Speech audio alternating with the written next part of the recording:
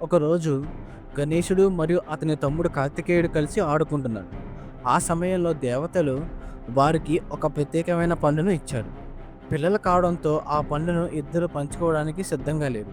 అందువలన శివుడు మరియు పార్వతీదేవి ఒక పరీక్ష పెట్టారు. ఎవరైతే ఈ ప్రపంచాన్ని 3 సార్లు చుట్టి వస్తారో వారికి ఈ అమృత ఫలం దక్కుతుందని చెప్పారు. కార్తికేయుడు వెంటనే తన నెమలి వాహనం ఎక్కి ప్రయాణం ప్రారంభించాడు. గణేశుడు మాత్రం తేలికగా గెలవలేనని కొంత ఆలోచించాడు.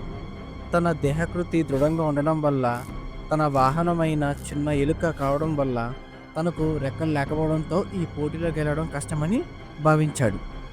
అయితే గణేశుడు తన వివేకంతో సరైన నిర్ణయం తీసుకున్నాడు. తన తల్లిదండ్రులను చూసి, "మీరు నా జగత్తు. మీ చుట్టూ 3 సార్లు తిరగడం జగత్తును తిరిగినట్టే" అని చెప్పి శివుడు పార్వతి చుట్టూ 3 సార్లు ప్రదక్షిణ చేశాడు. గణేశుడి ఈ బుద్ధి మెచ్చుకున్న శివపార్వతులు గణేశుడికి ఆ పండును అందించారు. దీంతో గణేశుడు పోటీలో గెలిచాడు.